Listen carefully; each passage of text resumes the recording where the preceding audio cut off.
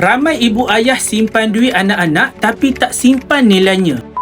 Bagi ibu ayah yang cakna dengan kewangan anak-anak, takkan kita je nak ada akaun emas. Daftarkan juga akaun untuk anak-anak sekali dan jadikan sebagai dana pendidikan di masa hadapan. Emas sesuai untuk simpanan jangka masa panjang. Emas bukan untuk cepat kaya, tapi untuk lindungi masa depan anak-anak. Jadi bila anak-anak dah besar, mereka sudah ada aset yang sebenar, pelindung susut nilai dari kejatuhan mata wang. Setiap kali sahaja anak dapat duit raya, duit hadiah ataupun duit sagu hati, ibu ayah terus tukarkan kepada simpanan emas GAP. Tak perlu tunggu ribu-ribu. Dengan akaun GAP serendah RM100 pun dah boleh bermula. Duit yang biasanya habis beli mainan boleh jadi aset emas yang kekal nilainya. Kalau ibu ayah tukarkan RM130 kepada 0.2 gram ke dalam akaun GAP, sejak mereka lahir sampailah umur 18 tahun, mereka akan ada lebih kurang 50 gram emas. Ini tidak termasuk lagi dengan duit raya dan sebagainya. Jadi bagi tuan-puan yang dah ada akaun tapi belum daftarkan lagi akaun anak-anak, boleh rujuk pin video di profile ataupun boleh isi beg biru sekarang.